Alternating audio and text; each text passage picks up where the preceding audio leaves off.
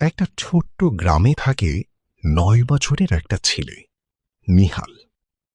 সে খুব চুপচাপ, বন্ধু তেমন নেই, সবাই তাকে এড়িয়ে চলে। একদিন বিকেলে সে একা একা গ্রামের পুরনো আম গাছটার কাছে খেলছিল। হঠাৎ ঠান্ডা একটা হাওয়া বয়ে গেল। নিহাল শুনতে পেল, তুমি আমার সাথে খেলবে। সে চমকে উঠে চারদিকে তাকায়, কেউ নেই। হঠাৎ সামনে একটা ছোট্ট ছায়া দেখা যায়। ধীরে ধীরে সেটা পরিষ্কার হয়। একটা ছোট্ট ছেলে, কিন্তু একটু অদ্ভুত। তার শরীর হালকা নীল রঙের, চোখ দুটো একটু ফ্যাকাশে।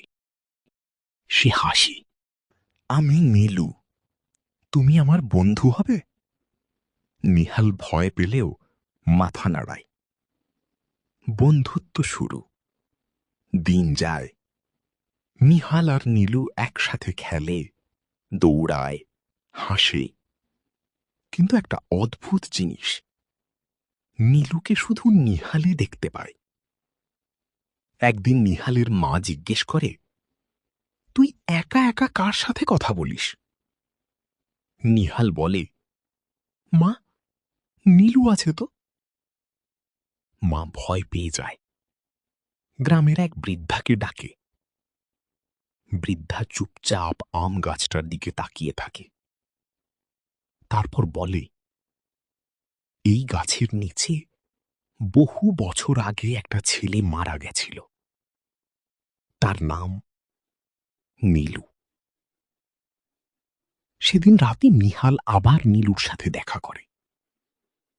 নিহাল কাঁদতে কাঁদতে বলে, তুমি ভূত?